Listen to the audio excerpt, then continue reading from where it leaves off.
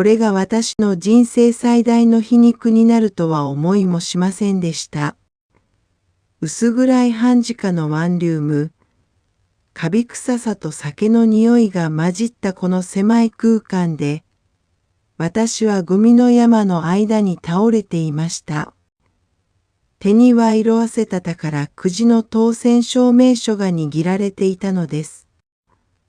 6億円という数字がぼんやりと見えました。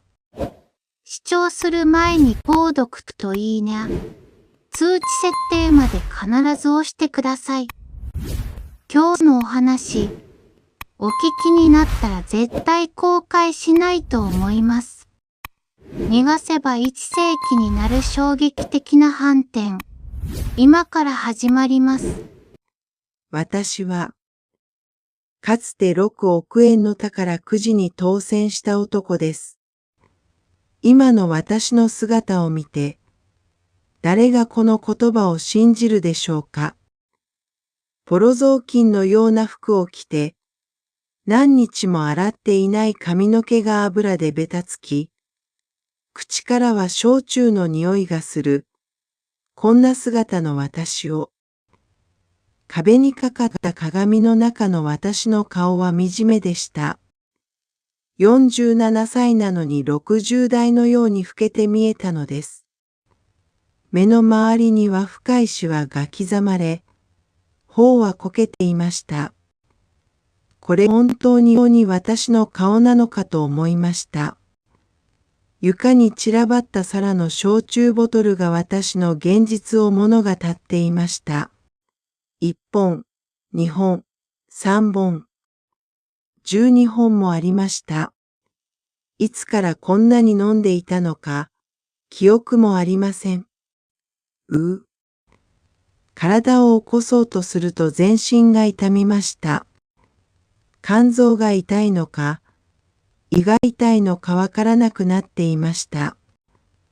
とにかくすべてが痛かったのです。携帯電話が鳴りました。また借金取りでしょう。しかし受ける気力もありませんでした。そのまま鳴らせておきました。どうせ取っても罵声を浴びせられるだけですから。お父さんがこんな人だったんですか。娘の結の声が頭の中で響きました。最後に会った時に優が言った言葉でした。あの冷たく失望した眼差しが今でも胸を刺します。壁に貼られたカレンダーを見ると、今日は2024年11月15日でした。宝くじに当選してから正確に3年2ヶ月7日が過ぎていました。その日付は死ぬまで忘れることはできないでしょう。窓の外では雨が降っていました。世界が私のために泣いているようでした。それとも私が世界を泣かせているのかもしれません。6億円。この数字をつぶやくたびに口の中が苦くなりました。かつては希望だった数字が今では呪いになってしまったのです。ふと妻の緑の顔が浮かびました。宝くじに当選したと言ったときに緑が見せた複雑な表情のことです。喜びでもなく、心配でもない、何か恐れているような、そんな表情でした。あなた、本当に大丈夫でしょうか。その時緑が言った言葉でした。私はただ喜びによって何が心配だ。これで俺たちは幸せに暮らせるんだ。と叫んだのです。どれほど愚かだったかわかりません。床に散らばった新聞の切れ端の間で私の写真が見えました。3年前に宝くじ当選者としてメディアに出た時の写真でした。その時の私は本当に幸せそうでした。明るく笑っている姿が今の私の姿とはあまりにも違っていました。田中太郎さん、当選の感想をお聞かせください。これで家族と幸せに暮らせそうです。お金の心配なく娘の優を大学にも行かせられるし、妻にも良いものを買ってあげられます。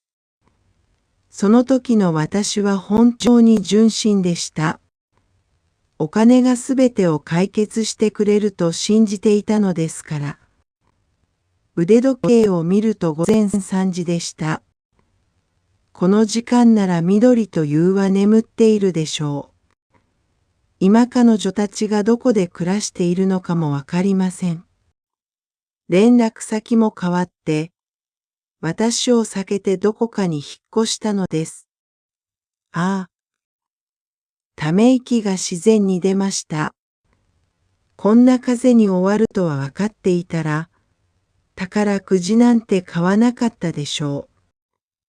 ただ平凡な電気工として、貧しくても家族と一緒に暮らしていたら、どんなに良かったでしょうか。しかし、もう遅すぎます。戻れない川を渡ってしまったのです。私は今一人です。お金もなく、人もいなく、残ったのは後悔だけです。それでも、この話は最後までしなければなりません。誰かが私と同じ過ちを犯さないことを願うからです。お金が本当に幸せをもたらすのか、皆さんが直接判断してみてください。私は田中太郎です。今年47歳で、今はこの様ですが、かつては真面目な電気工でした。10年以上、関東電気工事で働いていました。朝7時に出勤して夜9時に帰るのが日常でした。爪の間に黒い汚れがつき、手のひらにはタコができていましたが、それでも誇らしかったのです。正直に働いて家族を養っているという思いでした。妻の緑は近所のスーパーでレジをしていました。一日中立っていて足がいつも痛かったのです。それでも愚痴一つ言わず黙々と働いていました。私が稼いでくる月98万円に緑が稼ぐ12万円を合わせても30万円ちょっとでした。娘の優は高校2年生でした。勉強が本当によくできました。クラスでいつも1、2を取っていたのです。東京大学に行きたいと言っていましたが、正直学費が心配でした。貯金もしていましたが全然足りませんでした。我が家族が住んでいたのは江戸川区船堀の家賃8万円のアパートの2階でした。部屋2つにリビング1つ、トイレ1つの小さな家でした。冬は寒く夏は暑かったですが、それでも私たちだけの巣でした。太郎、今月もギリギリね。緑が家計簿を見ながらよく言っていた言葉です。管理費、電気代、ガス代、通信費に結の直代まで払うと本当に残りわずかでした。たまに外食でもしようとすれば数日前から計画を立てなければなりませんでした。それでも幸せでした。本当にです。夜かに帰ると緑が作ってくれた温かいご飯が待っていて、ゆいはお父さん、お帰りなさい、と言って駆け寄って抱きついてくれました。お父さん、今日数学のテストで100点取ったよ。そうか。うちのゆいは本当にすごいな。お父さんがチキンでも買ってあげようか。わあ、本当。そんな時は緑が横でお金は節約しなきゃと言いましたが、それでも笑いながら一緒に出かけてくれました。我が家族だけの小さなお祭りでした。週末は多摩川の河川敷にレジャーシートを敷いて座り、カップラーメンを作って食べるのが唯一の外出でした。ゆうは友達はみんな遊園地に行ってると愚痴を言うこともありましたが、実際に行くと喜んでいました。お父さん、あの船見て。すごく大きいよね。そうだな。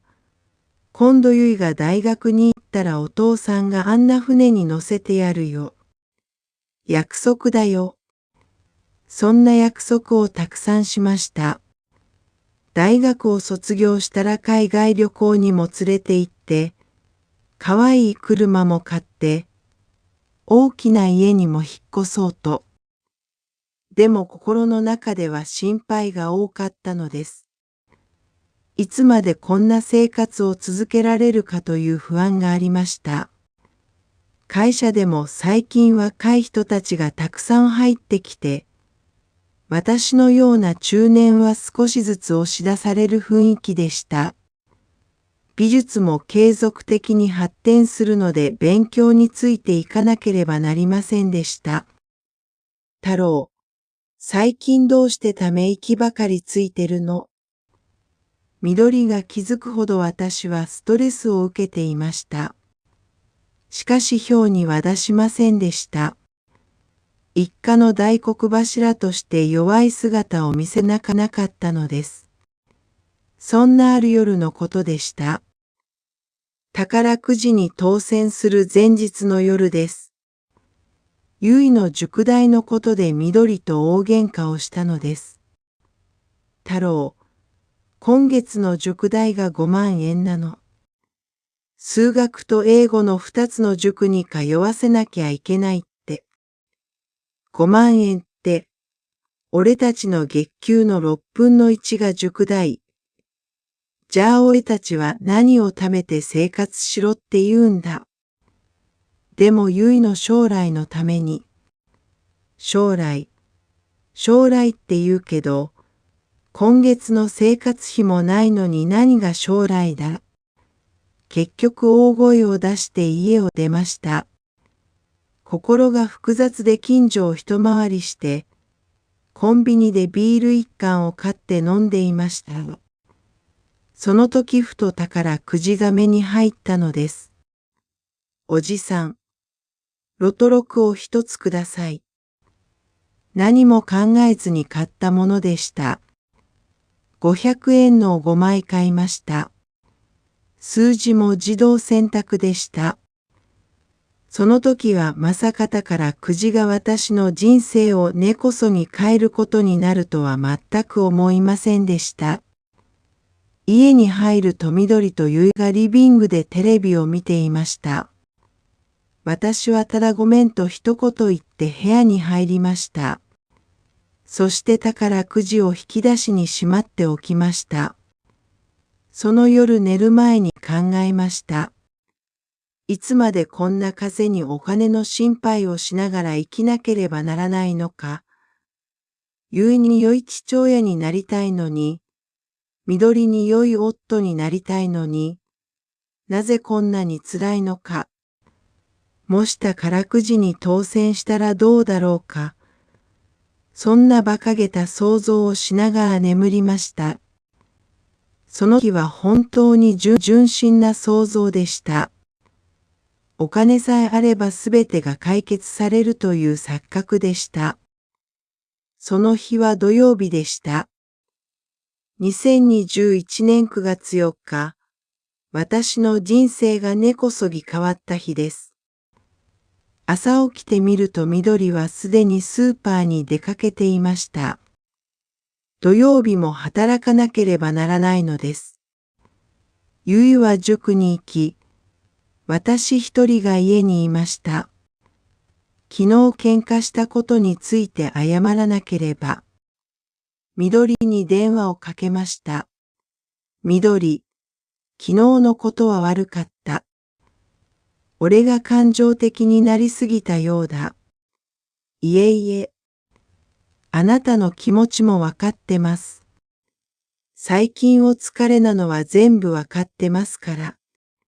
ありがとう。今日の夜はよいの好きなチキンでも注文して一緒に食べよう。そうですね。でもお金は大丈夫ですか？大丈夫だ。一回くらいは。電話を切ってから、ふと昨日買った宝くじのことを思い出しました。引き出しから出してみると数字が書かれていました。3、7、15、23、31、44。何の意味もない数字たちでした。こんなもので何が変わるだろう。そうつぶやきながら宝くじをまた引き出しにしまいました。そしての掃除をしました。緑が働きに行っている間に少しでも手伝いたかったのです。午後8時45分、ロト6抽選時間でした。優がお父さん、ロト6の抽選時間だよ、と言ったのでなんとなく見ることになりました。1番目の数字は3番です。あれ、3番は私の宝くじにもありました。ただの偶然でしょう。2の数字は7番です。ちょっと、7番もある。心臓が少し速くなり始めました。3番目の数字は15番です。おかしい。15番まで。引き出しから宝くじを取り出してもう一度確認してみました。3、7、15が当たっていました。4番目の数字は23番です。ゆいが変だという顔で私を見ました。お父さん、どうしたの？いや、ちょっと。手が震え始めました。23で当たるなんて。5の数字は31番です。声が出ました。緑が台所から何？と聞きました。いや、何でもない。しかし私はすでにパニック状態でした。31番まで当たるなんて。まさか、本当にまさか。6番目の数字は44番です。その瞬間、全世界が止まったようでした。宝くじのすべての番号が一致したのです。3、7、15、23、31、44。完璧に一致しました。今週のロト6、一等当選者は1名で、当選金額は6億7000万円です。6億円。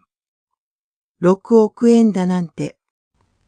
私が一生働いても貯められない金額でした。お父さん、大丈夫。顔が真っ青になってるよ。ゆいが心配そうに聞きました。私は何も言えませんでした。宝くじをぎゅっと握っている私の手がひどく震えていたのです。緑がリビングに出てきました。あなた、どうしたんですか？顔がどうしてそんなに。緑。はい。俺たちが、宝くじがどうしたんですか？私は震える手で宝くじを緑に差し出しました。当選した。何がですか？宝くじ。一等。6億円。緑が宝くじを受け取ってテレビ画面と比べてみました。1回、2回、3回。そして緑も顔が青ざめました。これが本当ですか？本当だ。本当に当選した。その瞬間家の中が完全に静かになりました。家族3人が全員言葉を失いました。あまりにも大きな衝撃だったのです。ゆいが最初に口を開きました。お父さん、じゃあ私たちが本当にお金持ちになるの？そうみたいだ。わあ。ゆいが叫びながら走り回りました。しかし緑は違いました。宝くじを見ながら何か複雑な表情をしていたのです。あなた、本当に大丈夫でしょうか？何が？急にこんな大金が私たちに扱えるでしょうか？その時は緑の心配が理解できませんでした。お金来たのに何が問題なのかという考えでした。心配するな。これで俺たちは幸せに暮らせる。ゆいの大学の心配もないし、大きな家に引っ越すこともできる。でもって何だ？天が与えてくれた機会だ。その夜は眠れませんでした。6億円というお金が私の頭の中を回っていたのです。税金を引くとだいたい4億5千万円くらいが残りそうでした。それだけでも十分に大金でした。もう会社を辞められる。ゆいに家庭教師もつけてやれる。緑にかわいい服も買ってやれる。新しい車も買える。大きな家にも引っ越せる。あらゆる計画が頭の中を駆け巡りました。すべてがバラ色に見えました。翌日日曜日、宝くじ売り場に行って当選を確認してもらいました。店主のおじさんがびっくりしました。あら、本当に一等ですね。おめでとうございます。その言葉を聞いて本当に実感が湧きました。夢ではなく現実でした。月曜日には宝くじ本社に行って当選金を受け取りました。税金を引いて実際に受け取った金額は4億4800万円でした。通帳に印字されたその数字を見た瞬間、本当に言葉が出ませんでした。その日から私の人生が変わり始めました。いえ、変わるのではなく完全にひっくり返ったのです。最初にしたことは会社に辞表を出すことでした。課長、辞表を受け取ってください。田中さん、急にどうしたんですか？何かあったんですか？個人的な事情ができまして、実は宝くじ当選の事実を言いたかったのです。これまで私を無視していた人たちに俺も今はお金持ちだと叫びたかったのです。しかし我慢しました。会社同僚たちが気になったようですが、ただ事業をやってみようと思ってとだけ言いました。2番目にしたことは家を見ることでした。港区のマンションを見に行きました。30坪程度のブランドマンションを見るのに、価格が1億5千万円でした。この程度なら良さそうだ。不動産仲介業者が私を丁重に扱いました。現金で買えると言ったら完全に態度が変わりました。お客様、本当に良い選択です。このマンションは今後もっと上がる予定です。その時はそんな言葉がすべて甘く聞こえました。しかし今思い返してみると、その時からすでに私が変わり始めていたようです。お金の味を知ったのです。新しいマンションに引っ越して1ヶ月後、私は完全に別人になっていました。緑。この車道だ。BMW 展示場で7シリーズを指しながら緑に聞きました。価格が1200万円でした。高すぎませんか？高いって。俺たちにはこの程度はガム代だよ。そんな言葉を言う自分が見知らぬ人のようでした。わずか2ヶ月前まではチキン1羽を買うのも悩んでいた人だったのに。車を買った翌日、以前の職場の同僚から連絡が来ました。太郎、最近どう過ごしてる？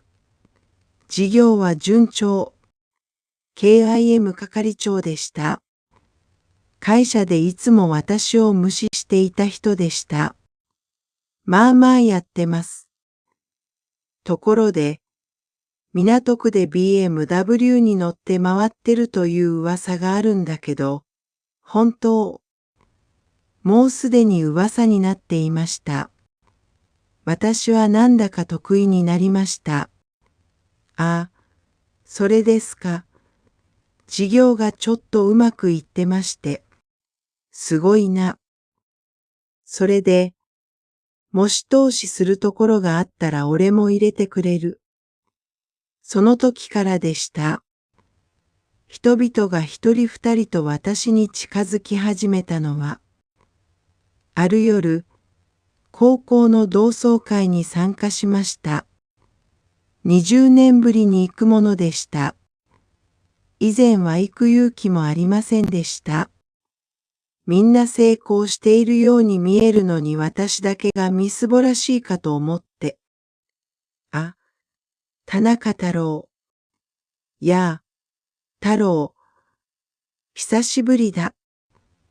同級生たちが嬉しそうに迎えてくれました。しかしすぐに状況は変わりました。太郎、最近何してるの？事業をちょっとやってます。どんな事業？いろいろです。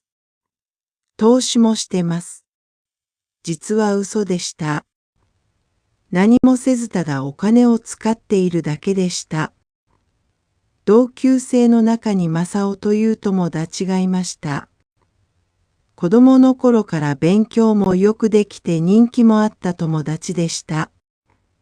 今は大企業の部長だということでした。太郎、正直に言えよ。お前宝くじに当選したんじゃないか。急に静かになりました。すべての視線が私に集中しました。宝くじですか。わわ、何を言ってるんですか。いや、確実に何かある。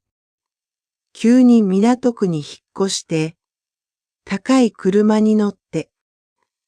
お前の性格で事業でそんなに稼げるはずがない。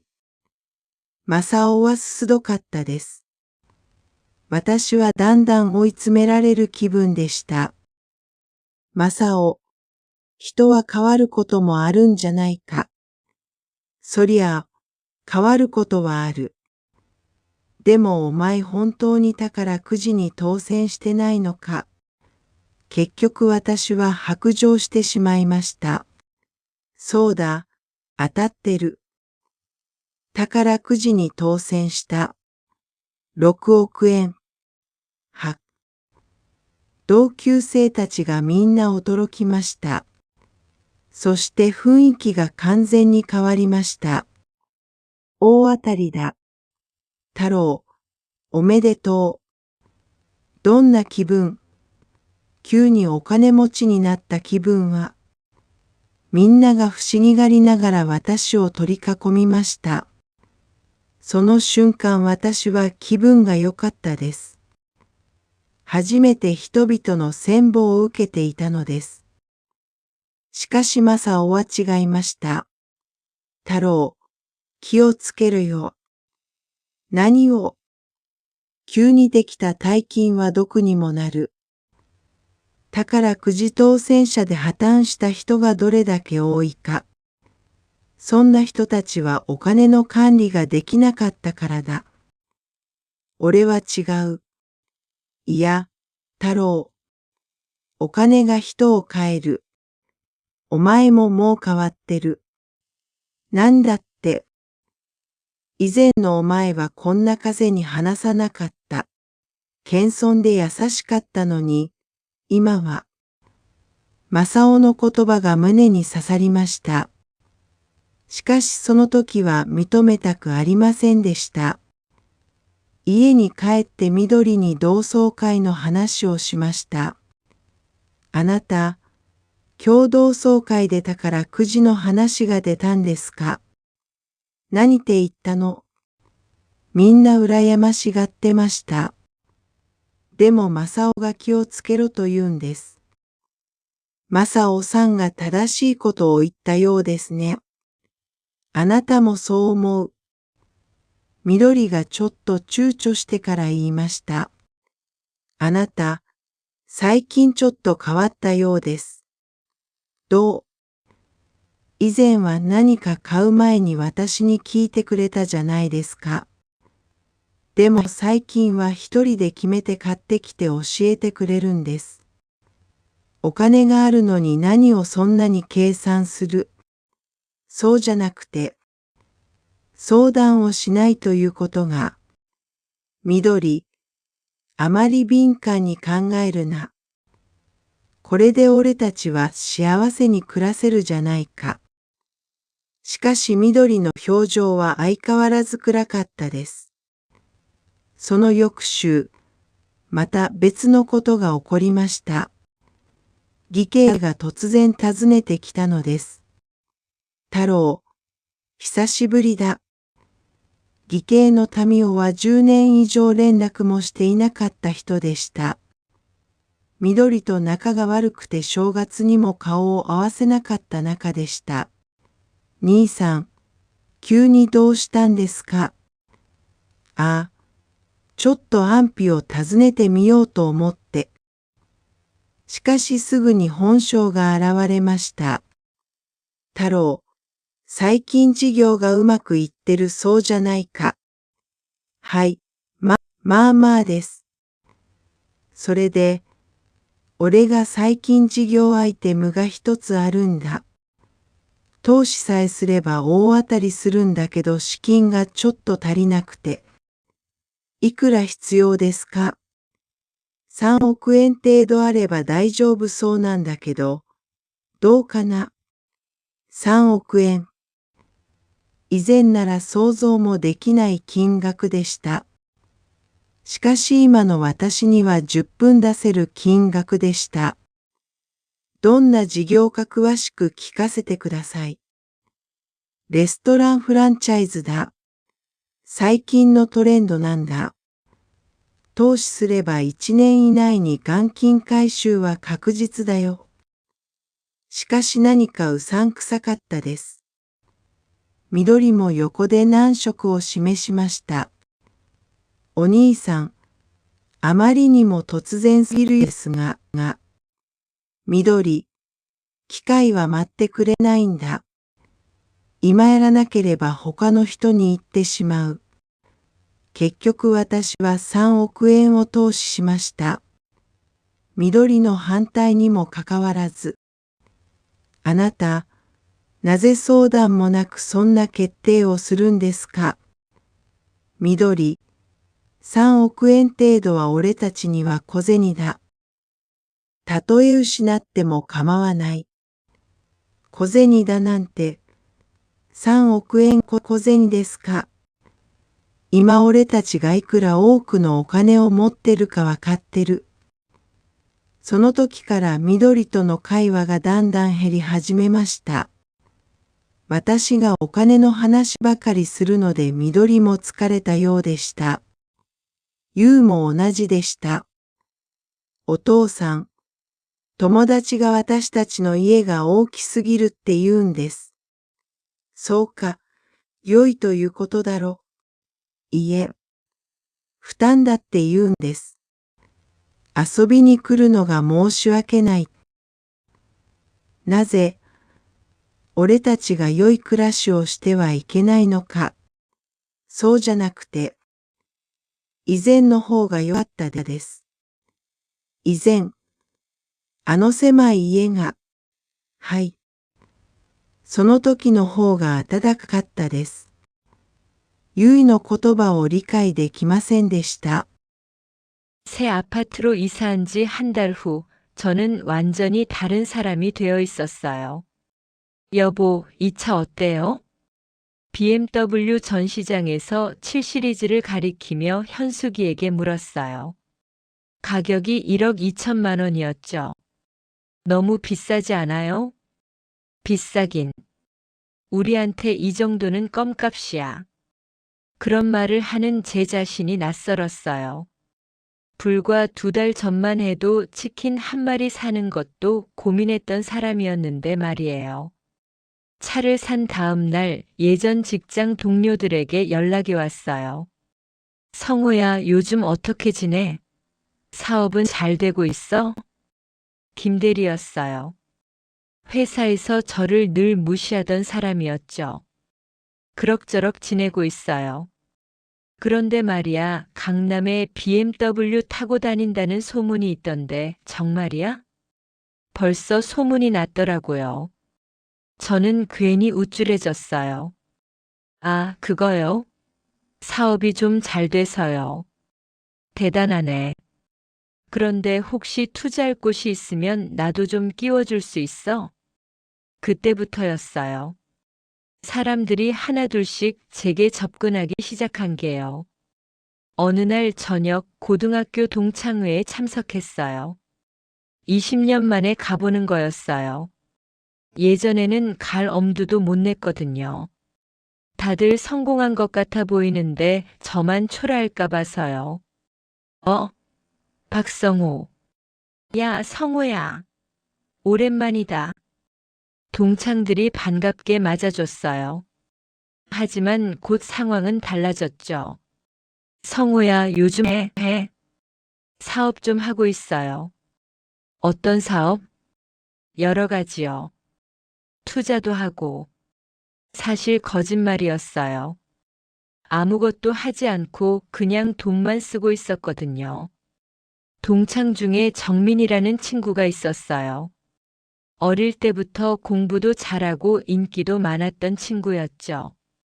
지금은 대기업 부장이라고 하더라고요. 성우야, 솔직히 말해. 너 복권 당첨된 거 아니야? 갑자기 조용해졌어요. 모든 시선이 저에게 집중되었죠. 복권이요? 무슨 소리예요? 아니야, 확실히 뭔가 있어. 갑자기 강남으로 이사 가고 비싼 차 타고 다니고. 너 성격에 사업으로 그렇게 벌리는 없어. 정민이는 예리했어요. 저는 점점 궁지에 몰리는 기분이었죠. 정민아, 사람이 변할 수도 있는 거 아니야? 그래, 변할 수는 있지. 그런데 너 진짜 복권 당첨 안 된 거야? 결국 저는 실토하고 말았어요. 그래, 맞아. 복권에 당첨됐어. 56억. 헉. 동창들이 모두 놀랐어요.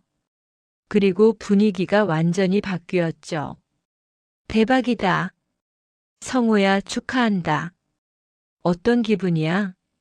갑자기 부자가 된 기분이? 모두가 신기해하며 저를 둘러쌌어요. 그 순간 저는 기분이 좋았어요. 처음으로 사람들의 부러움을 받고 있었거든요. 하지만 정민이는 달랐어요. 성호야, 조심해야 해. 뭘?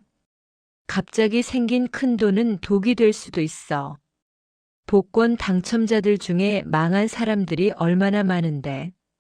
그런 사람들은 돈 관리를 못해서 그런 거야. 나는 다를 거야. 아니야, 성호야. 돈이 사람을 바꿔. 너도 이미 바뀌고 있어. 무슨 소리야? 예전에 너는 이런 식으로 말하지 않았어. 겸손하고 착했는데 지금은. 정민이의 말이 가슴에 박혔어요. 하지만 그때는 인정하고 싶지 않았어요. 집에 돌아와서 현숙이에게 동창회 이야기를 했어요. 여보, 오늘 동창회에서 복권 이야기가 나왔어요. 뭐라고 했는데요? 다들 부러워하더라고. 그런데 정민이가 조심하라고 하는 거야. 정민이가 맞는 말한 것 같은데요. 당신도 그렇게 생각해? 현숙이가 잠깐 망설이다가 말했어요. 여보, 요즘 당신이 좀 달라진 것 같아요. 어떻게? 예전엔 뭘 사기 전에 저한테 물어보곤 했잖아요. 그런데 요즘엔 혼자 결정하고 사와서 알려주세요. 돈이 있는데 뭘 그렇게 따져? 그게 아니라 상의를 안 하신다는 게. 현수가 너무 예민하게 생각하지 마. 이제 우리 잘 살 수 있잖아. 하지만 현숙이의 표정은 여전히 어두웠어요. 그 다음 주 또 다른 일이 생겼어요. 처형이 갑자기 찾아온 거예요. 성우야, 오랜만이다. 처형 민수는 10년 넘게 연락도 안 하던 사람이었어요. 현숙이와 사이가 안 좋아서 명절 때도 얼굴을 안 보던 사이였죠. 형님, 갑자기 어쩐 일이세요? 아, 그냥 안부나 물어볼까 해서. 하지만 금방 본색이 드러났어요. 성우야, 요즘 사업이 잘 된다면서? 네, 그럭저럭요. 그런데 말이야, 내가 요즘 사업 아이템이 하나 있거든. 투자만 하면 대박 날 텐데 자금이 좀 부족해서. 얼마나 필요하신데요? 3억 정도면 될 것 같은데 어떻게 생각해? 3억. 예전 같았으면 상상도 못할 돈이었어요. 하지만 지금에게는 충분히 낼 수 있는 돈이었죠. 무슨 사업인지 좀 더 자세히 들어볼게요. 식당 프랜차이즈야. 요즘 대세거든. 투자하면 1년 내에 원금 회수는 확실해. 하지만 뭔가 석연치 않았어요. 현숙이도 옆에서 난색을 표했죠. 오빠, 너무 갑작스러운 것 같은데요.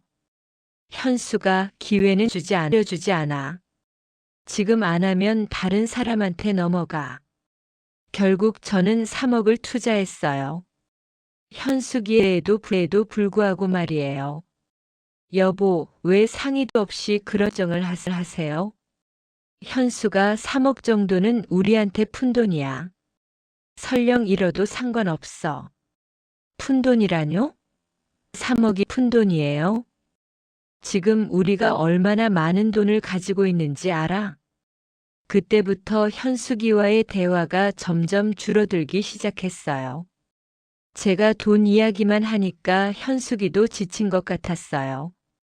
지은이도 마찬가지였어요. 아빠, 친구들이 우리 집이 너무 크다고 해요. 그래? 좋다는 거지? 아니요. 부담스럽다고 해요. 놀러 오기가 민망하대요. 왜? 우리가 잘 살면 안 돼? 그게 아니라 예전이 더 좋았어요. 예전? 그 좁은 집이? 네. 그때가 더 따뜻했어요. 지은이의 말을 이해할 수 없었어요. 좋은 집에서 살고 좋은 옷을 입고 용돈도 많이 주는데 왜 예전이 좋다는 건지 말이에요. 그런데 정말 결정적인 사건이 일어났어요. 어릴 때부터 친하게 지내던 친구 용석이와 크게 싸운 거예요. 용석이는 저와 같은 동네에서 자랐어요. 가난한 집안 출신이라 서로의 사정을 잘 아는 사이였죠. 복권 당첨 후에도 변함없이 대해주는 유일한 친구였어요. 그날도 용석이와 만나서 술을 마시고 있었어요. 성우야, 요즘 어떻게 지내? 그럭저럭. 투자도 좀 하고 있고. 투자? 무슨 투자? 여러 가지. 부동산도 보고 있고 주식도 좀 하고. 사실 주식은 건드려 본 적도 없었어요. 그냥 있어 보이려고 한 말이었죠. 조심해라, 성호야. 투자는 원금 잃을 수도 있어. 용서가, 너는 걱정이 많아. 돈이 있으면 써야지 뭐하러 모아도. 그래도. 아, 맞다. 용서가, 너 요즘 일은 어때? 힘들지? 용석이는 여전히 공장에서 일하고 있었어요. 힘들긴 하지만 그래도 해야지 뭐. 그만두고 나랑 사업해 볼래? 무슨 사업? 아직 구체적으로 정하지는 않았는데 뭐든 할 수 있어. 자금은 내가 댈 테니까. 용석이가 고개를 저었어요. 아니야, 성호야. 왜? 좋은 기회잖아. 성호야, 솔직히 말할게. 너 요즘 많이 변했어. 뭐가 변했는데? 예전엔 겸손하고 착한 친구였는데 요즘엔 돈 자랑만 해. 만날 때마다 비싼 걸 샀다, 투자를 했다, 그런 얘기만 하고. 그게 자랑이야? 그냥 근황 얘기하는 건데. 아니야. 내가 어떻게 말하는지 몰라? 우리를 내려다보는 식으로 말해. 무슨 소리야? 성호야, 내가 복권에 당첨된 건 축하해. 정말 축하한다. 그런데 그게 내가 대단해서가 아니야. 그냥 운이 좋았던 거야. 그 말이 제 자존심을 건드렸어요. 용서가, 너 지금 시샘하는 거야? 시샘? 누가 시샘해? 나는 내가 걱정돼서 하는 말야. 걱정? 웃기네. 가난한 친구가 부자 친구 걱정한다고. 그 순간 용석이의 표정이 확 변했어요. 박성호, 너 정말 그렇게 생각해? 뭘? 내가 가난해서 너를 시샘한다고. 너보다 못해서 걱정할 자격이 없다고. 그런 뜻이 아니라. 아니야, 바로 그런 뜻이잖아. 성호야, 너 정말 많이 변했다. 돈이 널 완전히 다른 사람으로 만들어버렸어. 용석이가 일어서면서 말했어요. 우리 이제 만나지 말자. 너 같은 친구랑은 더 이상 친구할 수 없어. 용석아. 하지만 용석이는 돌아보지 않고 나가버렸어요. 그 순간 저는 처음으로 두려움을 느꼈어요. 정말 소중한 친구를 잃었다는 생각이 들었거든요. 용석이와 싸우고 난 후 며칠 동안 잠을 제대로 잘 수 없었어요. 계속 그 친구 말이 머릿속에 맴돌았거든요.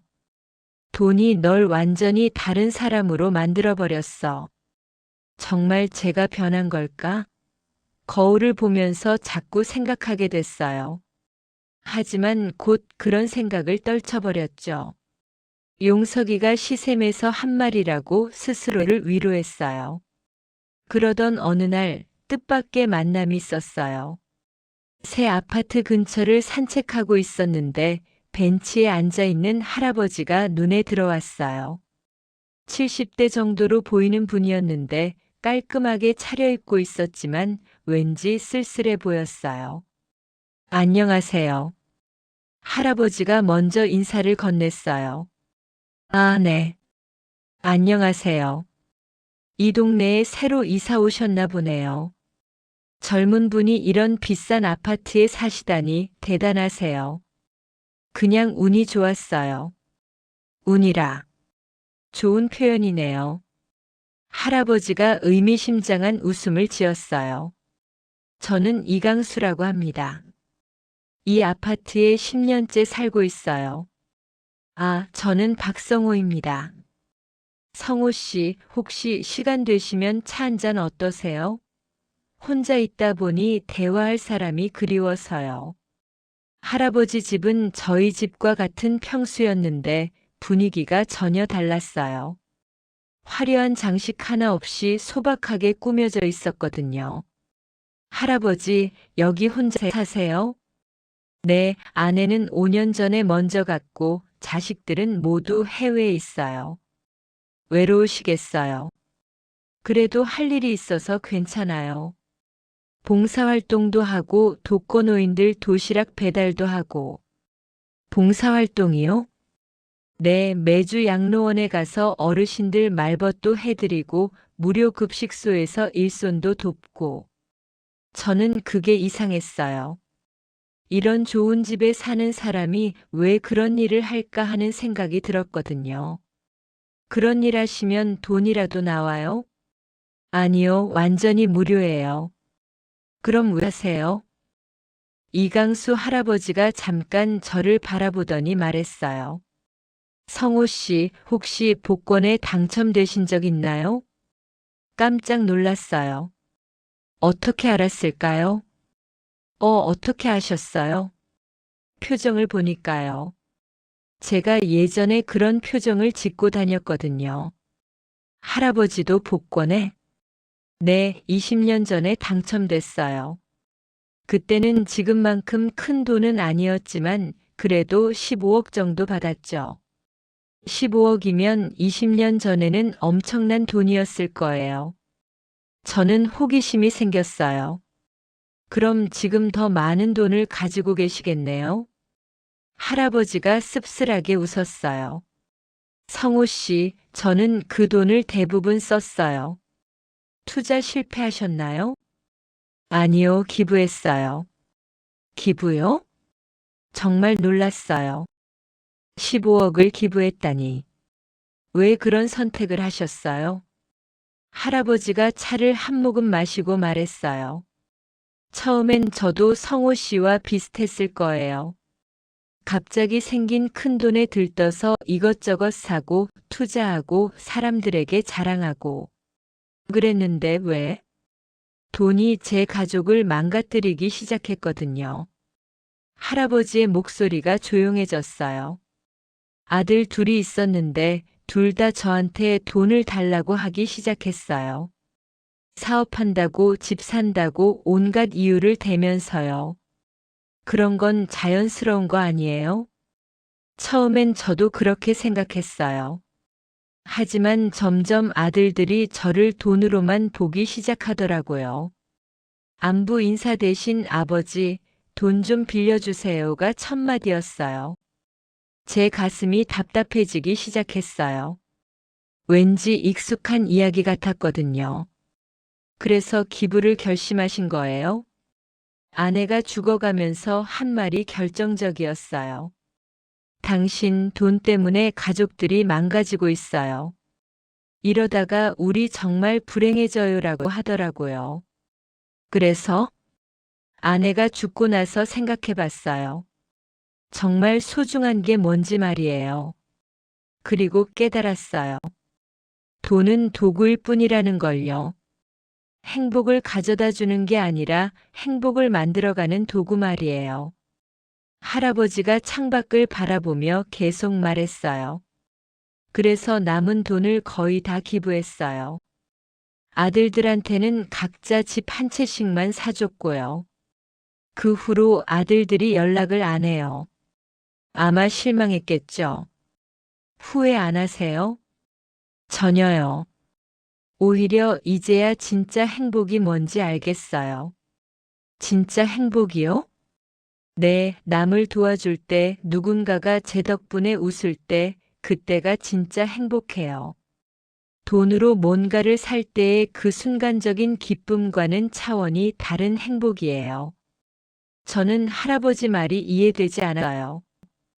돈이 있으면 뭐든 할 수 있는데 왜 그걸 포기하라는 건지 말이에요. 할아버지, 그래도 돈이 있으면 가족들과 좋은 추억도 만들 수 있고 여행도 가고 맛있는 것도 먹을 수 있잖아요. 성호 씨, 그런 것들은 돈이 많지 않아도 할 수 있어요. 오히려 돈이 너무 많으면 그런 소소한 행복들이 별로 특별하지 않게 느껴져요. 그렇다고 해도 성호 씨, 혹시 요즘 가족들과 사이가 어떠세요? 그 질문이 제 가슴을 찔렀어요. 그냥 평범해요. 정말로요? 아내분과 대화 시간이 예전보다 늘었나요? 딸과 더 가까워졌나요? 저는 대답할 수 없었어요. 사실 현숙이와는 대화가 줄었고 지은이와는 오히려 거리감이 생겼거든요. 성호 씨, 지금이라도 늦지 않았어요. 돈을 어떻게 쓸지 신중하게 생각해 보세요. 집에 돌아오는 길에 할아버지 말이 속 머릿속에 맴돌았어요. 하지만 이내 생각을 바꿨죠. 할아버지는 나이가 많으니까 그런 생각을 하는 거야. 나는 아직 젊으니까 돈을 활용할 방법이 많아 라고 스스로를 위로했어요. 그런데 집에 들어가니 현숙이가 울고 있었어요. 여보, 왜 그래요? 처형이 전화했어요. 민수 형이요? 뭐라고 했는데요? 사업이 망했대요. 투자한 3억이 다 날아갔어요. 그 순간 머리가 하얘졌어요. 3억이 하루아침에 사라진 거였어요. 그럴 리가. 형이 확실하다고 했는데. 오빠가 사과한다고 하네요. 그런데 돌려줄 돈은 없다고. 현숙이가 더 큰 소리로 울기 시작했어요. 여보, 제가 말렸잖아요. 그때 왜 제 말을 안 들었어요? 저는 아무 말도 할 수 없었어요. 3억이면 저희에게도 적지 않은 돈이었거든요. 그날 밤 잠자리에서 현숙이가 말했어요. 여보, 우리 이사 가요. 어디로? 예전에 살던 집으로요. 이 집은 너무 커요.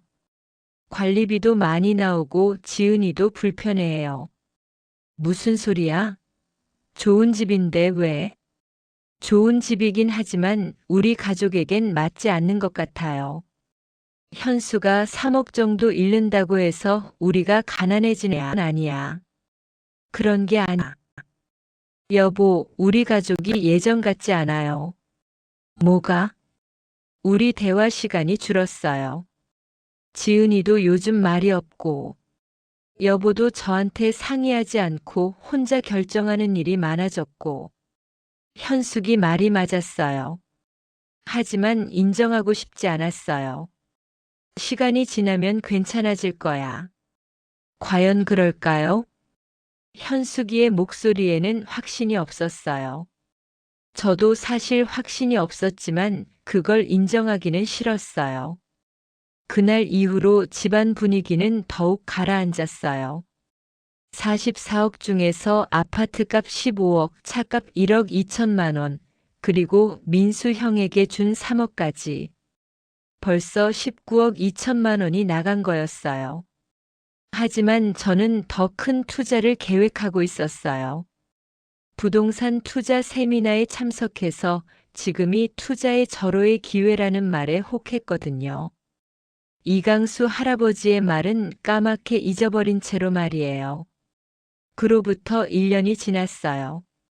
2022년 11월 모든 것이 무너지기 시작한 시점이었죠. 부동산 투자는 완전히 실패했어요. 15억을 투자한 상가 건물이 반토막이 났거든요. 코로나 여파로 상권이 완전히 죽어버린 거예요. 성호 씨, 죄송합니다. 이런 일이 생길 줄은 몰랐어요. 부동산 투자 컨설턴트가 사과했지만 이미 늦었어요. 15억이 7억으로 줄어들어 버린 상황이었어요. 그럼 지금이라도 팔면 7억이라도 건질 수 있다는 말씀이세요? 네, 그나마 다행인 게 완전히 못 파는 건 아니거든요. 하지만 더 기다리시면 됐어요. 팔아주세요. 결국 8억의 손해를 보고 상가를 정리했어요. 44억이던 돈이 어느새 20억 정도로 줄어들어 있었어요. 집에 돌아가는 길이 무거웠어요. 현숙이한테 어떻게 말해야 할지 막막했거든요. 여보, 얼굴이 왜 그래요? 상가 투자 실패했어. 얼마나요? 8억 정도 손해봤어. 현숙이가 주저앉았어요. 8억이요? 8억이나요? 미안해. 내가 너무 성급했나 봐. 여보, 이제 남은 돈이 얼마나 돼요? 20억 정도. 20억. 현숙이의 목소리가 떨렸어요. 여보, 정말 이제 그만둬요. 더 이상 투자 같은 거 하지 말아요. 알았어. 이제 정말 조심할게. 하지만 그 약속을 지킬 수 없었어요. 돈을 잃은 충격에 더 큰 돈을 벌어야 한다는 강박에 사로잡혔거든요. 그때 정말 최악의 유혹이 다가왔어요. 대학 선배 홍민이라는 사람이 연락을 해온 거예요. 성우야, 오랜만이다. 선배님, 정말 오랜만이에요. 요즘 사업 잘 된다면서? 복권 당첨됐다는 소문 들었어. 벌써 소문이 대학까지 퍼진 거였어요. 그냥 운이 좀 좋았어요. 그런데 말이야, 아주 좋은 투자 기회가 있어서 연락했어. 관심 있으면 만나볼래? 무슨 투자요? 전화로는 말하기 어렵고 직접 만나서 얘기하자. 며칠 후 홍민 선배를 만났어요. 강남의 고급 호텔 라운지에서 만났는데 선배는 정말 성공한 사업가처럼 보였어요. 성우야, 내가 하는 사업이 가상화폐 관련이야. 가상화폐요? 응, 지금이 정말 절호의 기회거든. 내년에 비트코인이 10배는 오를 거야. 정말요? 확실해. 나는 이미 100억 넘게 벌었어. 근데 더 큰 수익을 위해서 투자자를 모집하는 중이야. 홍민 선배가 보여준 수익 내역서는 정말 놀라웠어요. 한 달에 30% 수익을 내고 있더라고요. 어떻게 이런 수익이 가능해요? 내가 개발한 알고리즘이 있어. 가상화폐 시장의 패턴을 분석해서 최적의 타이밍에 사고 파는 거야. 신기하네요. 성우야, 너도 해볼래? 10억만 투자하면 한 달에 3억씩 벌 수 있어. 10억. 제 남은 돈의 절반이었어요. 좀 생각해 볼게요. 너무 오래 생각하지 마. 이런 기회는 자주 오지 않아. 집에 와서 홍민 선배 이야기를 현숙이에게 했어요. 여보, 또 투자 이야기예요? 이건 확실해 보여. 선배가 실제로 큰 돈을 벌고 있어. 여보, 제발요. 더 이상 위험한 투자하지 말아요. 현수가, 이건 위험한 게 아니야. 확실한 수익이야. 그런 확실한 게 어디 있어요? 상가 투자도 확실하다고 했잖아요. 하지만 저는 이미 결심을 했어요. 마지막 기회라고 생각했거든요. 결국 10억을 투자했어요. 현숙이의 극심한 반대에도 불구하고 말이에요. 처음 한 달은 정말 3억의 수익이 나왔어요. 통장에 찍힌 숫자를 보니 기분이 좋았어요. 와, 내가 뭐라고 했어? 확실하다고 했지? 현숙이도 놀라워했어요. 정말 3억이 들어왔네요. 다음 달에도 3억씩 들어올 거야. 1년이면 원금을 다 빼고도 26억이 남아. 하지만 두 번째 달 상황이 이상해지기 시작했어요. 선배님, 이번 달 수익은 언제 들어와요? 아, 성호야. 시장 상황이 좀 안 좋아서 이번 달은 수익이 없을 것 같아. 네. 잠시 기다려. 다음 달엔 2배로 벌어서 줄게. 그 말을 믿고 기다렸어요. 하지만 세 번째 달, 네 번째 달이 지나도 수익은 없었어요. 결국 진실을 알게 됐어요. 홍민 선배는 사기꾼이었던 거예요. 폰지 사기인 걸 나중에 알았죠. 먼저 투자한 사람들에게 나중에 투자한 사람들의 돈으로 수익을 주는 방식이었어요. 성우야, 미안해. 나도 당한 거야. 홍민 선배의 변명이었지만 이미 10억은 연기처럼 사라진 후였어요. 경찰서에 신고했지만 돈을 되찾을 성은 희박했어요. 집에 돌아와서 현숙이에게 사실을 말했을 때 현숙이는 아무 말도 하지 않았어요. 그냥 조용히 울기만 했어요. 여보, 미안해. 이제 남은 돈이 얼마예요? 10억 좀 넘어. 44억이 10억으로 줄어든 거였어요. 2년 만에 30억 넘게 날린 셈이었죠. 그날 밤 지은이가 제 방으로 왔어요. 아빠, 엄마가 울고 계셔. 지은아. 아빠, 우리 망한 거예요? 아니야. 아직 돈이 남아있어. 그런데 왜 엄마가 우세요? 저는 대답할 수 없었어요. 지은아, 미안해. 아빠가 실수를 했나 봐. 아빠 예전으로 돌아갈 수 없어요? 예전? 복권 당첨되기 전으로요. 그때가 더 좋았어요. 지은이의 말이 가슴에 박혔어요. 왜? 그때는 가난했잖아. 그래도 우리 가족이 행복했어요. 지금은 돈은 있는데 모두 슬퍼해요. 그 순간 이강수 할아버지의 말이 떠올랐어요. 진짜 소중한 게 뭔지 생각해 보세요. 하지만 이미 늦었어요. 돈도 많이 잃었고 가족의 신뢰도 잃었어요. 더 큰 문제는 제가 아직도 포기할 수 없었다는 거였어요. 남은 10억이라도 뭔가 해보려는 생각이 머릿속을 떠나지 않았거든요. 그렇게 저는 더 깊은 나락으로 빠져들고 있었어요. 며칠 후 결정적인 사건이 일어났어요. 아파트 경비원 아저씨가 저를 불렀어요. 박 선생님, 잠깐만요. 네? 요즘 부인이 집을 자주 나가시던데 혹시 무슨 일 있으신가요? 집을 나간다고요? 네, 큰 가방 들고 나가시는 걸 봤어요. 가슴이 철렁했어요.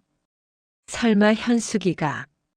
집에 들어가니 현숙이가 짐을 싸고 있었어요. 뭐 하는 거야?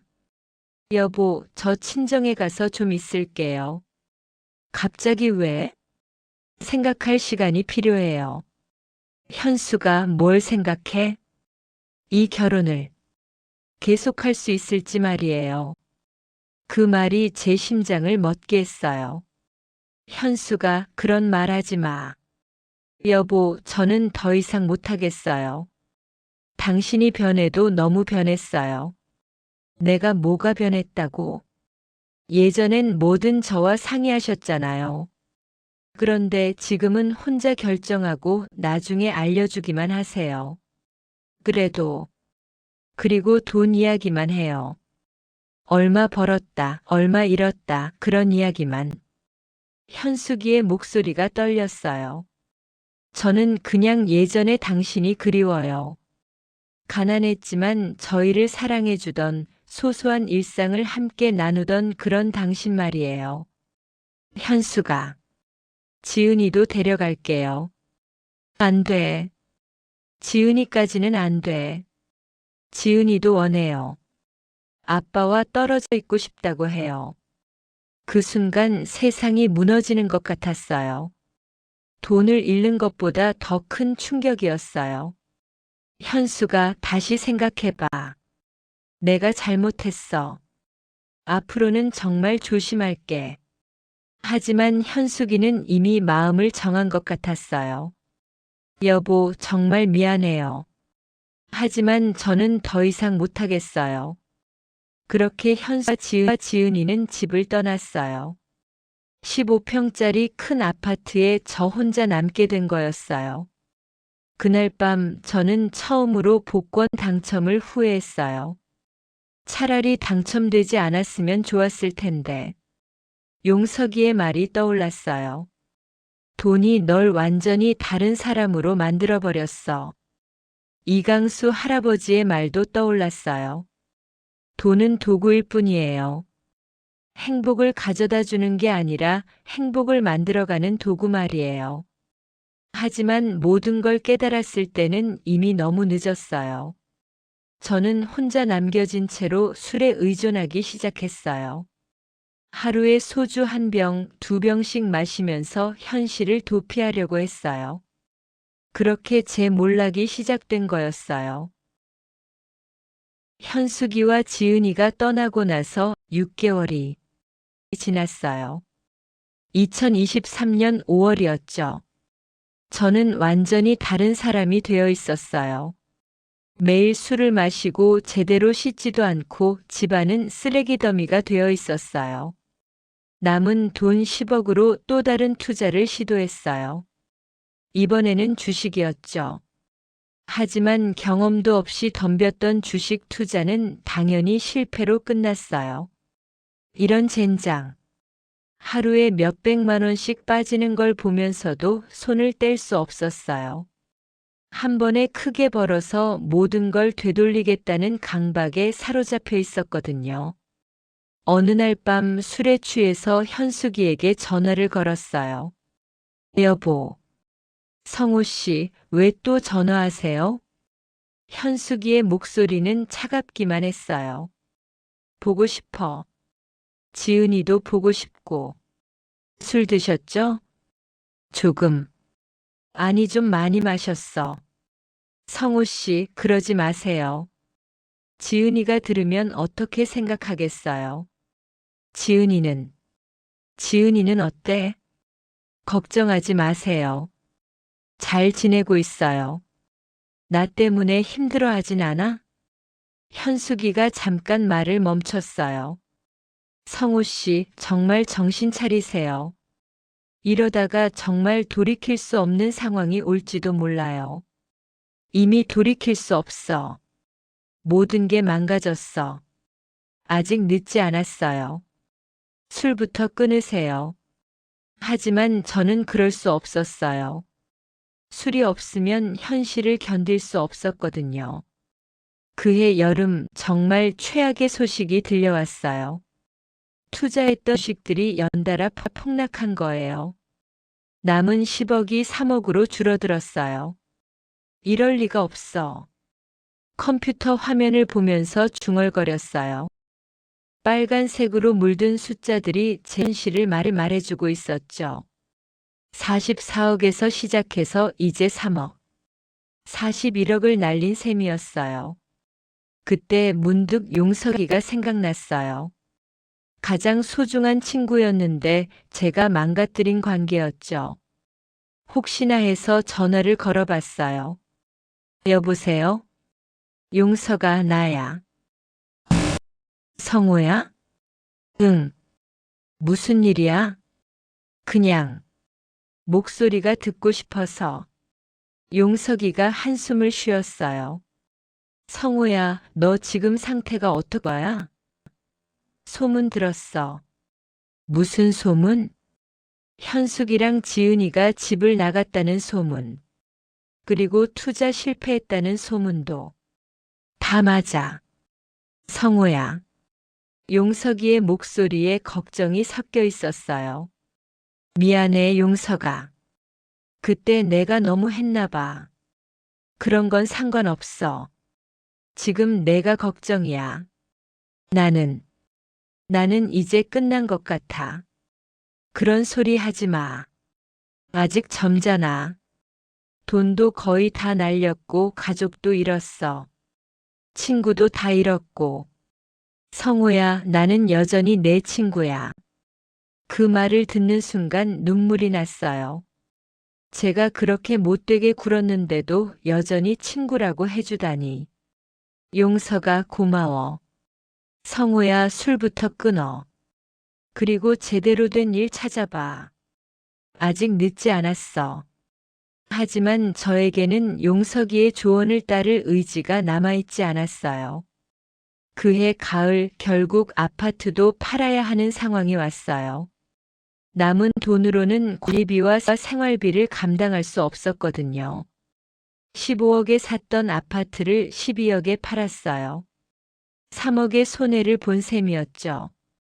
그나마 다행이었던 건 집값이 많이 떨어지지 않았다는 거였어요.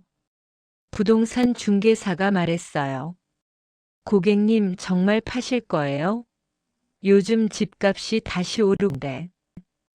팔아야 해요. 혹시 급전이 필요하신 거면 전세를 끼고 파는 방법도 있는데.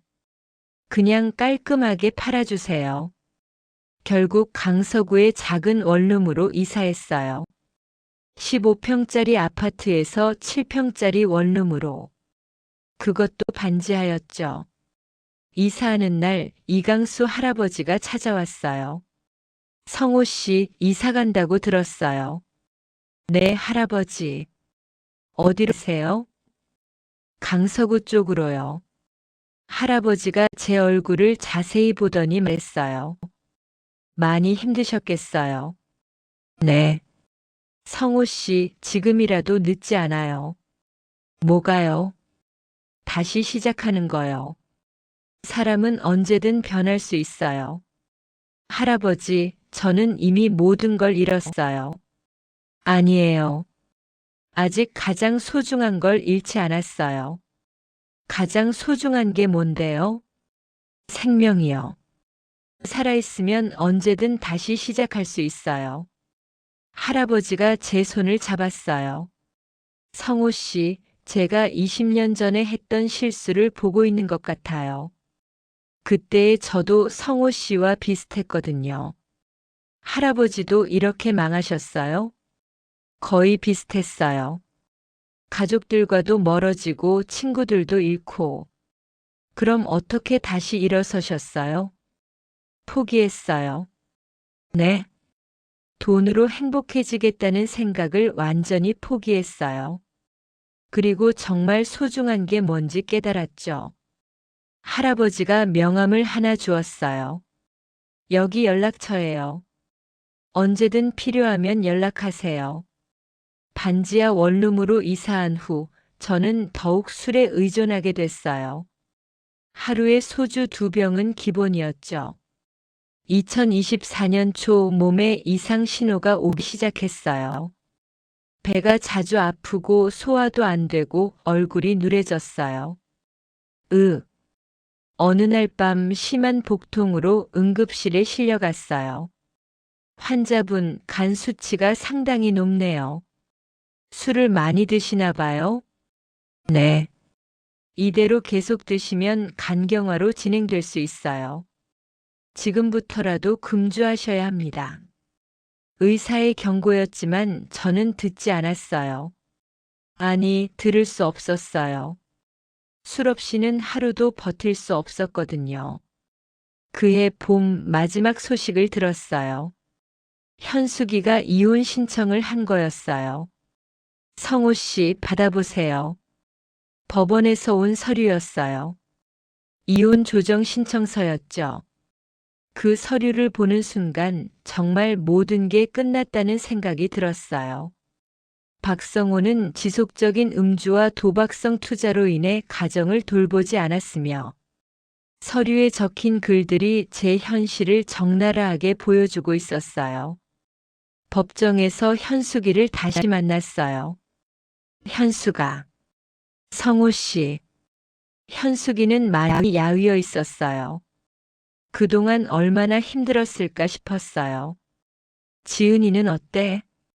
아빠 만나고 싶어 하지 않아요. 그 말이 제 가슴을 찔렀어요. 그래도 한 번만. 성호 씨, 지은이가 아빠 보면서 운 적이 있어요. 왜? 친구들이 물어보면 뭐라고 답해야 할지 모르겠다고 하면서요. 저는 아무 말도 할 수 없었어요. 이혼은 순조롭게 진행됐어요. 제가 반대할 이유도 명분도 없었거든요. 재산 분할도 간단했어요. 남은 돈 12억 중에서 8억을 현숙이와 지은이에게 주기로 했어요. 지은이 대학 등록금과 현숙이 생활비로 쓰라고 했죠. 제게 남은 건 4억뿐이었어요. 44억에서 4억으로. 10분의 1도 안 남은 거였어요.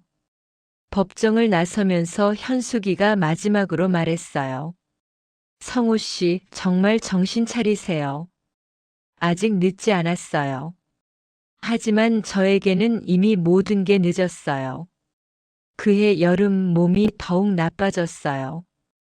간경화 진단을 받았어요. 환자분 상당히 진행된 상태예요. 지금부터라도 완전히 금주하고 치료받으셔야 합니다. 얼마나 살 수 있어요? 치료를 잘 받으시면 10년도 충분히 살 수 있어요. 하지만 계속 술을 드시면 얼마나요? 1-2년. 집에 돌아와서 거울을 봤어요. 47살인데 70살처럼 늙어 보였어요. 그날 밤 이강수 할아버지에게 전화를 걸었어요. 할아버지, 성호 씨 어떻게 지내세요? 할아버지 죽을 것 같아요. 무슨 말씀이에요? 간경화래요. 1-2년밖에 못 산다고. 전화 너머로 할아버지의 한숨이 들렸어요. 성호 씨, 지금이라도 치료받으세요. 할아버지, 저는 이미 모든 걸 잃었어요. 돈도 없고 가족도 없고 살 이유도 없어요. 성호 씨, 할아버지가 맞았어요. 돈이 저를 망쳐놨어요. 성호 씨, 아직 늦지 않아요. 정말로요. 하지만 저에게는 이미 늦었어요. 2024년 가을 몸이 더욱 악화됐어요. 복수도 차고 걸을 수도 없게 됐어요. 결국 병원에 입원했어요. 마지막 입원이 될 거라는 걸 알고 있었어요. 병실에서 창밖을 보면서 생각했어요. 56억이 내 인생을 바꿔놨지만 결국 다 태워버렸구나. 간호사가 들어와서 말했어요. 환자분, 면회 오신 분이 계세요. 누구요? 딸분이요. 지은이가 왔을까요? 가슴이 뛰었어요. 하지만 문을 열고 들어온 건 이강수 할아버지였어요. 할아버지, 성호 씨 많이 아프시죠? 네. 할아버지가 제 손을 잡아주었어요. 성호 씨, 마지막에라도 진심으로 말씀드릴게요. 네. 돈은 정말 도구일 뿐이었어요. 성호 씨는 그 도구를 잘못 사용한 거예요. 이제 와서 무슨? 아니에요. 아직 늦지 않았어요. 뭐가요? 진심으로 사과하세요. 지은이한테, 현숙이한테. 받아줄까요? 모르죠. 하지만 해야 할 일이에요. 할아버지가 종이와 펜을 주었어요. 편지라도 써보세요. 그날 밤 저는 생애 처음으로 진심 어린 편지를 썼어요. 지은이에게, 현숙이에게, 그리고 용석이에게. 그리고 일기도 쓰기 시작했어요. 제 잘못된 선택들을 하나하나 써요.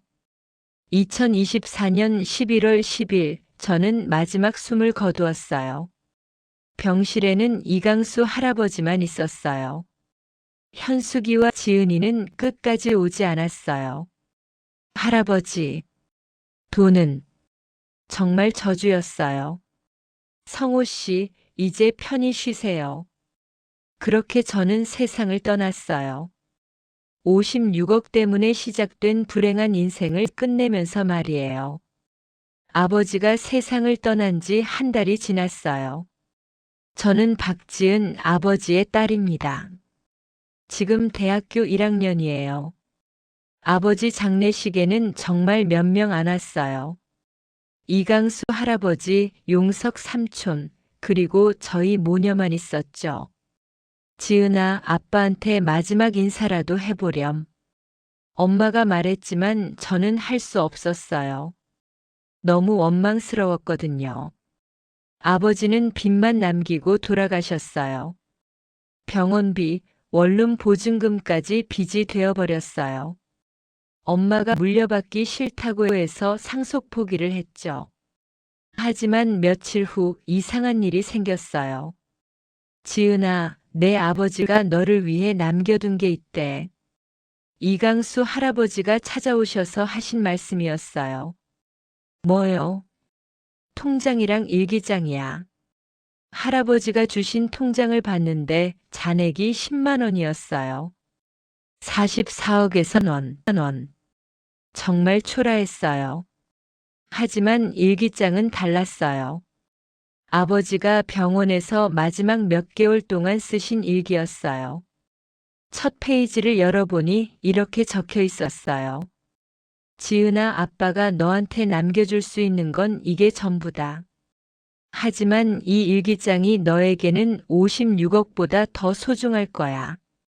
저는 눈물이 났어요. 화가 나면서도 슬펐어요. 일기를 읽기 시작했어요. 2024년 8월 15일.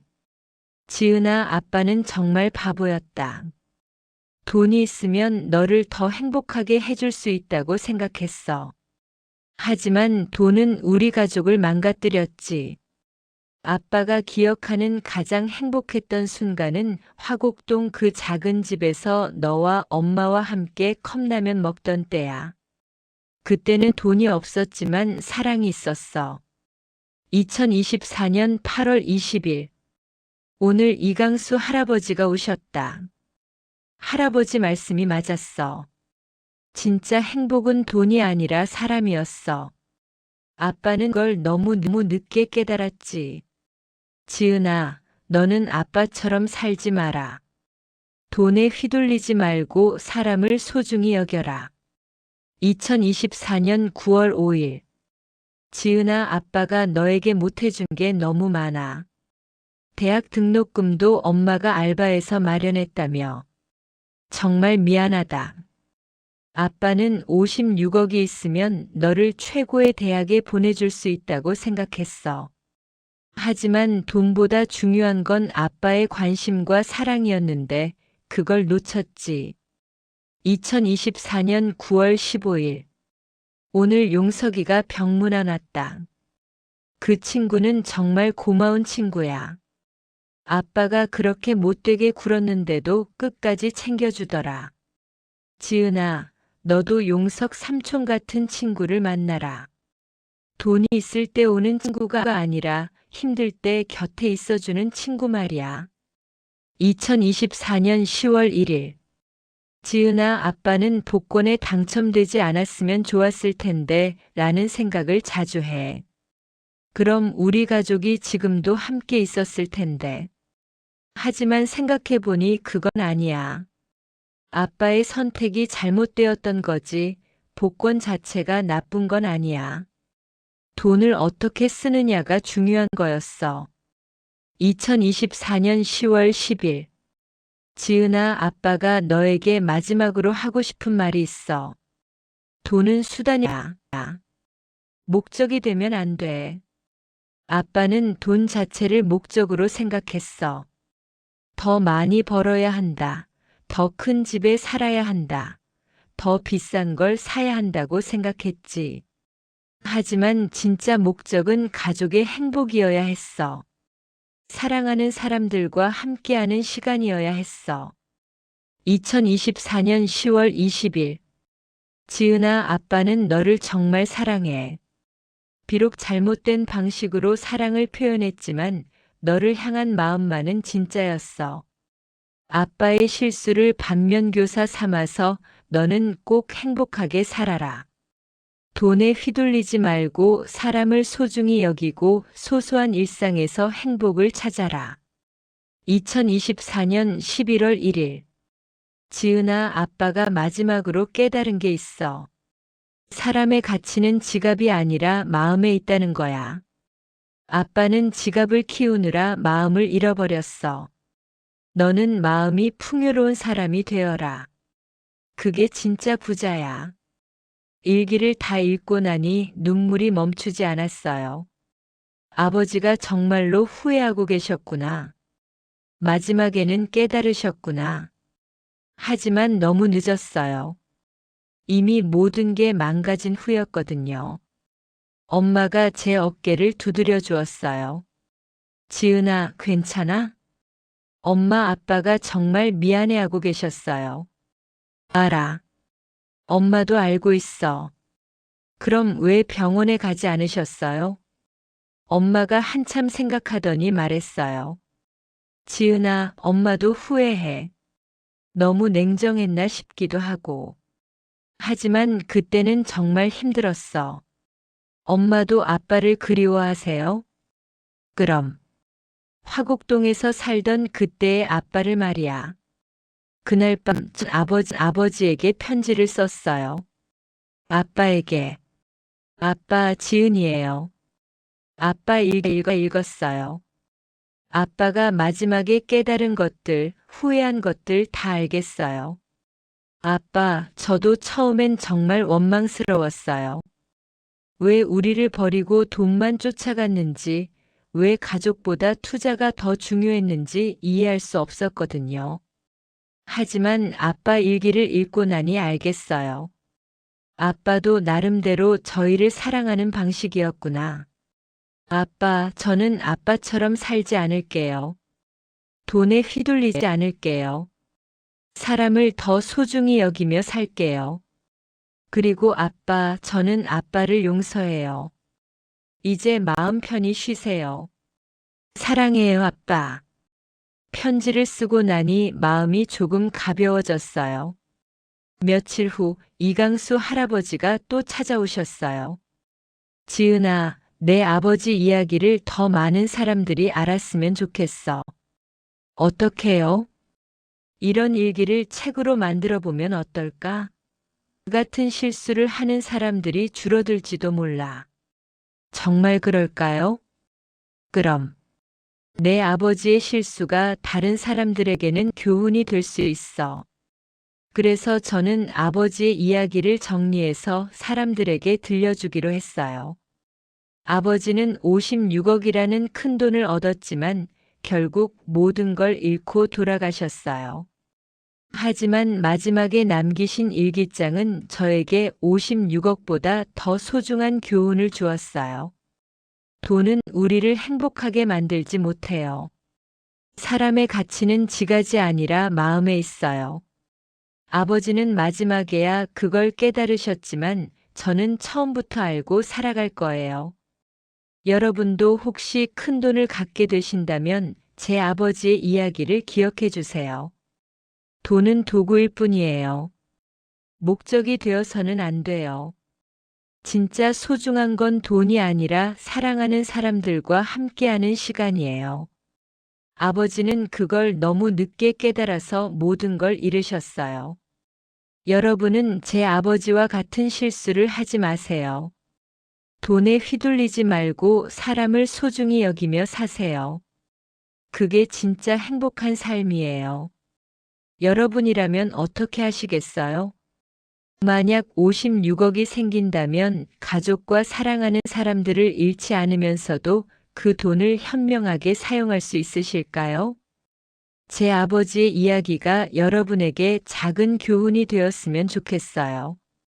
여러분, 이 이야기 만약 여러분이 주인공이라면 어떻게 하시겠습니까? 구독과 좋아요, 알림 설정으로 사람과 인연 채널과 꼭 함께 해주세요. 그리고 댓글로 여러분의 솔직한 생각을 남겨주세요. 여러분의 한 줄이 다음 이야기를 만들어갑니다. 아참. 더보기란의 링크를 클릭하시면 놓치기 아까운 건강까지 찾아옵니다. 건강하고 행복한 하루 되세요. 함께해 주셔서 감사합니다.